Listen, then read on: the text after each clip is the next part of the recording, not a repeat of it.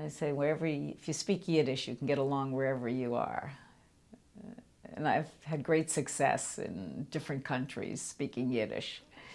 So the first weekend I was in Israel, I was in Jerusalem, and my family the family I was going to visit the first weekend lived in Tel Aviv.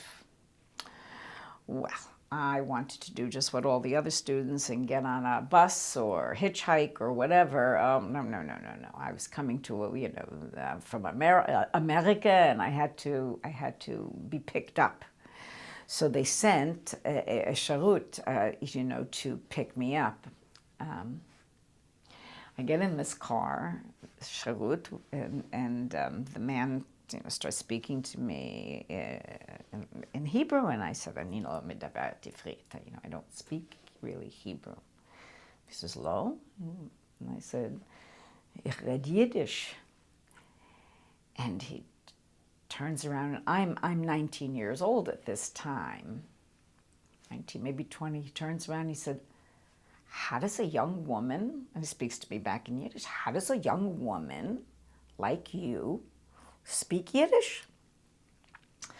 So I said, "Herr Zachain, mein Tate is Motke, my mom is Yiddish, and ich geboren geworden in Deutschland, nach der Milchome. My father is Marvin, and I was born in it, after the war in Germany. So ich rede Sach Yiddish mit meinen Eltern, my Mishpacha I speak." So he said, "Dein Tate is Motke?" So I said, "Yes." He said, "Was ist dein Mishpacha Nomen?" So I said, "Ginsburg." He says, "Dein Tate is Motke Ginsburg?" I said, "My Tate is Motke. And dein Mama is Yiddish?"